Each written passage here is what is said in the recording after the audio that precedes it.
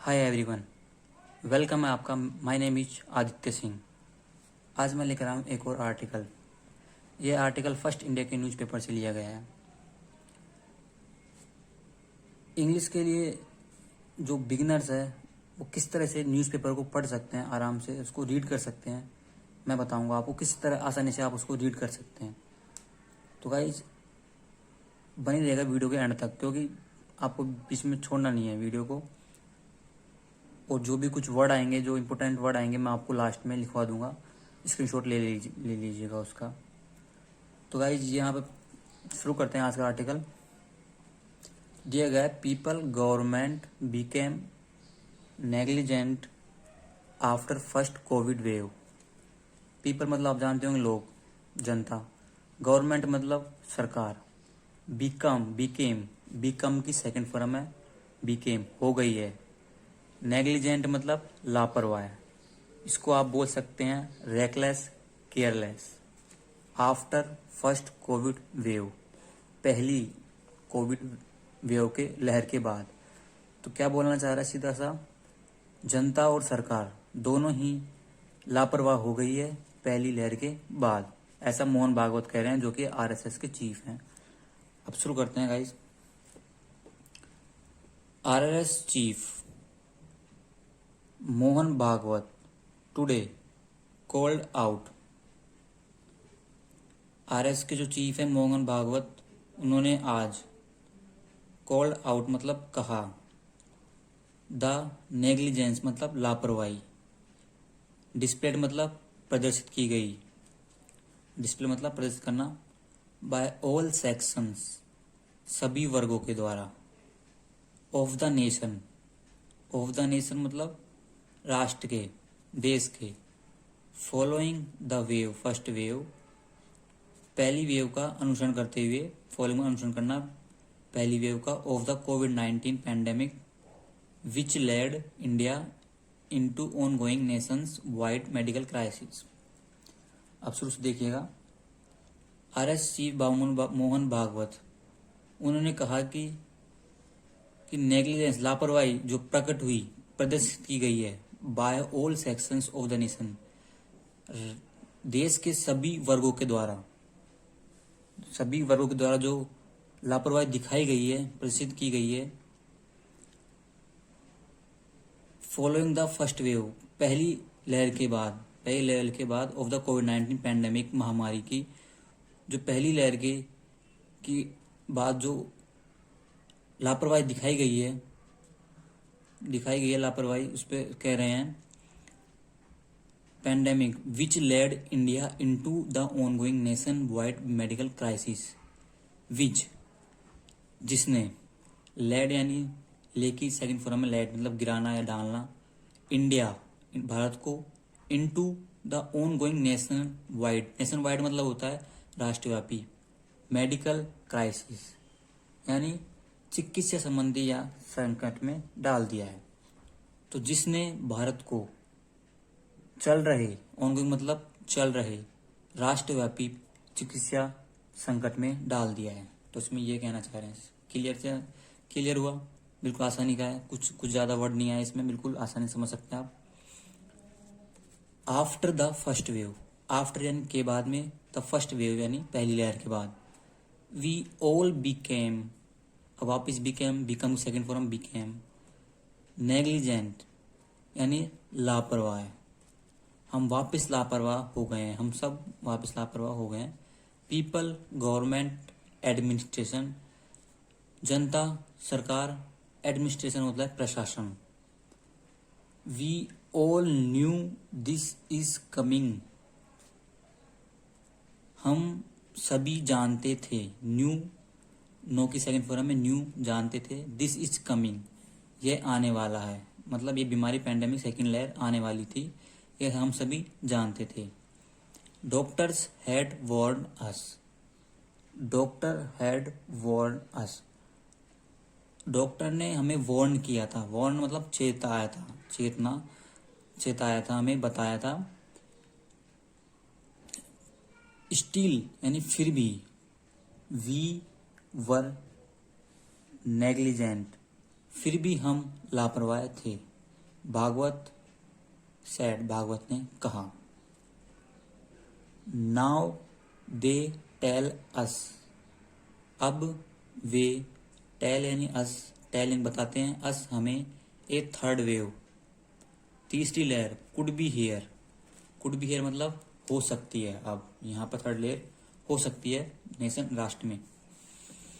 So should we fear it, so यानी so का अब तो इसका मतलब निकालो आप, तो शुड वी फियर इट, क्या हमें इससे डरना चाहिए, इट यहाँ पैंडेमिक के लिए है, तो क्या हमें इससे डरना चाहिए, और या, और का मतलब या, have the right attitude to fight, have यानी रखना, द राइट अधिकार, एटीट्यूड टू फाइट लड़ने का जो दृष्टिकोण का अधिकार है वो होना चाहिए, और विन अगेंस्ट द वायरस, जीतना, अगेंस्ट द वायरस है, ये वायरस के खिलाफ जीतना होना चाहिए। तो अब क्या कह रहे हैं कि नाउ दे टेल अस, वे हमें बताते हैं कि थर्ड वेव जो हो सकती है, तो क्या हमें उससे डरना चाहिए या फिर हमें उससे फाइट करनी चाहिए, उससे जीतना चाहिए, उसके वायरस के खिलाफ हमें जीतना चाहिए, ऐसा कहते हैं। ही सैड, उन्होंने कहा, as part of the positivity unlimited series of lectures organised by the RSS to infuse positivity among people.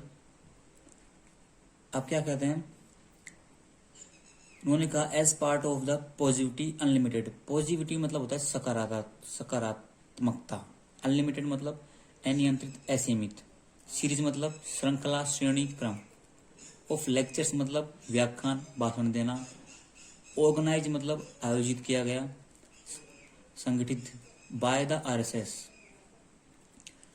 अब सकारात्मकता अनलिमिटेड जो असीमित सकारात्मकता की श्रेणी है, ऑफ लेक्चर इसकी व्याख्यान की, आयोजित की गई बाय द आरएसएस के द्वारा, टू इन्फ्यूज करना, इन्फ्यूज मतलब होता है उत्तेजित करना या मन में बैठाना, इन्फ्यूज पॉजिटिविटी मतलब सकारात्मकता, अमंग द पीपल लोगों में एक सकारात्मकता बैठाए, इसके लिए लेक्चर्स भाषण मतलब व्याख्यान, अनलिमिटेड पॉजिटिव श्रेणी श्रृंखला जो आयोजित की गई थी आरएसएस के द्वारा, लोगों के मन में एक सकारात्मकता बैठा है। ही सोट, उन्होंने मांगा है, to channelise the nation focus, अब उन्होंने सीख की सेकंड फॉर्म है मांगा है, टू चैनलाइज मतलब माध्यम होता है, एक तो तरह से अपन कुछ किसी चीज के थ्रू करते हैं, जो उन्होंने मांगा है, द नेशन राष्ट्र का, फोकस यानी ध्यान, राष्ट्र का फोकस, राष्ट्र का, नेशन राष्ट्र का, देश का ध्यान, टावर्ड्स यानी की ओर, टावर्ड्स यानी की ओर, द फ्यूचर, अब किसकी ओर है, द फ्यूचर की, भविष्य की ओर, सो दैट ताकि, अब उन्होंने ध्यान, उन्होंने मांगा है कि नेशन का जो ध्यान है फ्यूचर की ओर, भविष्य की ओर, सो दैट ताकि, द पीपल लोग, and the government will be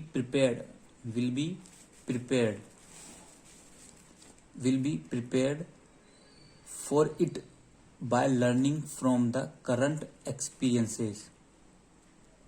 अब देखिए, तो उन्होंने मांगा एक माध्यम लोगों से कि देश का जो ध्यान है फ्यूचर की ओर, भविष्य की ओर, सो दैट ताकि पीपल और द गवर्नमेंट दोनों ही विल बी प्रिपेयर्ड में ये पैसिव वॉइस लगा है, विल बी प्रिपेयर्ड की थर्ड फॉर्म मतलब विल बी बाद थर्ड फॉर्म आती है तो पैसिव वॉइस लगता है, तो तैयार हो जाएं फॉर इट पैंडेमिक के लिए, अब जो लहर आ रही है उसके तैयार हो जाएं, बाय लर्निंग सीख कर, बाय लर्निंग मतलब सीख कर, प्रेपोजिशन के बाद कोई वर्ब आती है तो आईएनजी लगकर आती है, from the current experiences, from मतलब से, करंट यानी वर्तमान, एक्सपीरियंस यानी अनुभवों से, तो अब गवर्नमेंट तैयार हो जाए बाय, इससे जो वर्तमान की जो अनुभवों से जो सीख कर, इससे वर्तमान के जो अनुभव है उनसे सीखकर गवर्नमेंट तैयार हो जाए, brushing aside the difficulties. Brush, अब ब्रशिंग का लिटरल मीनिंग निकाले तो ब्रश मतलब ब्रश करना होता है, सफाई करना, तो इसका मतलब निकालो आप सफाई करते हुए, सफाई करना। असाइड मतलब एक और। द डिफिकल्टीज परेशानी, डिफिकल्टीज मतलब परेशानियां, मुसीबतों की सफाई करना। फेस्ड सामना करते हुए, डिफिकल्टियों का सामना करते हुए। बाय इंडिया ने, इंडिया के द्वारा, बाय इंडिया के द्वारा।